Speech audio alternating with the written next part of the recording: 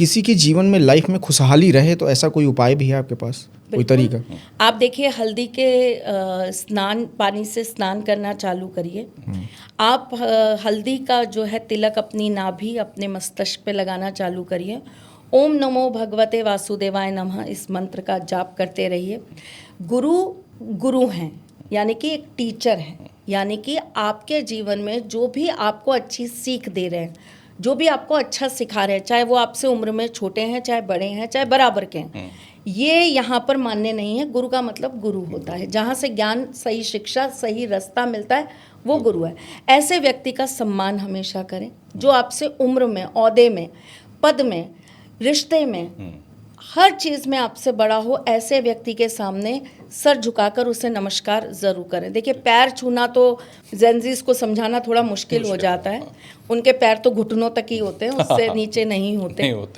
पर चलिए, आप वो भी मत करिए। हम तो कहते हैं आप नमस्कार ही कर लीजिए। अपनी दोनों तरह की, एक तरफ आपकी इधर की इंद्रियां हैं और एक तरफ इधर की आपकी शक्तियां हैं, दोनों को आप जो है एक साथ जोड़ लीजिए और सामने वाले को नमस्कार कर लीजिए।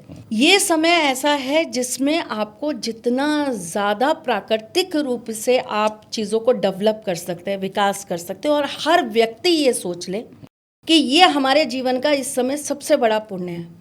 लाख मंत्र करने से अच्छा एक पेड़ लगाओ। ऐसा है? बिल्कुल है। मतलब क्या ये ज्योतिष शास्त्र में कहीं लिखा हुआ? बिल्कुल जी, 101%। मंत्र से, लाख मंत्र से एक पेड़। किसी को जीवन देना, इससे बढ़कर ईश्वर आपके ऊपर प्रसन्न किसी चीज से नहीं हो सकते, और खास करके प्रकृति। अब आप इस चीज को समझिए। गुरु बृहस्पति किनका रूप माने जाते हैं? भगवान विष्णु का। ठीक है, भगवान विष्णु की पत्नी कौन है? लक्ष्मी। भगवान विष्णु ने जब वराह अवतार लिया तब उनकी एक पत्नी हुई जिनका नाम था भूमि, माँ भूमि, जो हमारी भूमि है, प्रकृति है, वो भी उनकी पत्नी है।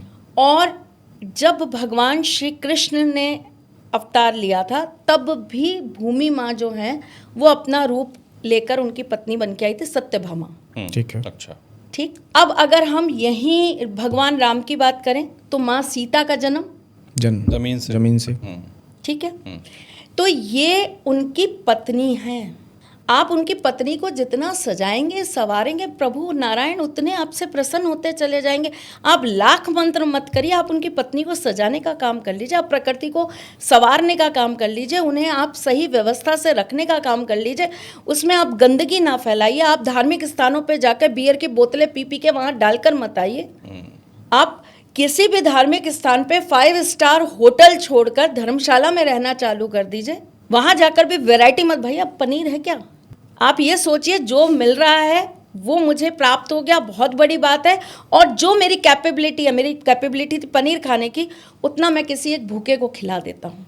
मैं इसी पेड़ पे आ जाऊंगा तो पेड़ पे भी फिर लंबी डिबेट नहीं, मैं इसको पॉडकास्ट को जिस तरफ चल रहे थे उधर लेके चलते हैं। पेड़ छोड़ देते हैं। आप लगाने की बात कर रही हैं ना, हजारों लाखों रोज कट रहे हैं। ठीक, कट रहे हैं वो तो आप खुद विनाश देख रहे हैं ना। हाँ, विनाश तो हो ही रहा है और आने वाले समय में वही सब देखने को मिलेगा। आप एक बात बताइए, एक ऐसा व्यक्ति जिसने हिमालय पे बैठकर साधना करी, जो ये कहलाता है कि भाई मैंने तो ना जाने कितने साल तपस्या करी हिमालय पे बैठकर, आज वो अरावलीज कटवा के वहां पर नए डेवलपर्स लेकर, नए बिल्डर्स लेकर डेवलपमेंट की बात कर रहे हैं। तो मैं कहती हूँ इससे बुरी व्यवस्था और क्या हो सकती है? अच्छा हिमालयन है।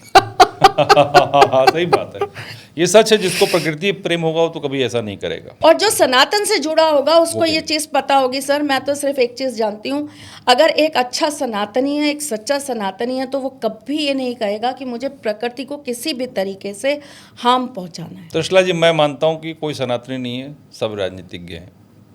सिंपल सी बात है। सनातन तो राजनीति नहीं खत्म हो जानी चाहिए, बिल्कुल होनी चाहिए। और सनातनी तो सिर्फ एक टूल है, सनातन बिल्कुल लोगों के लिए।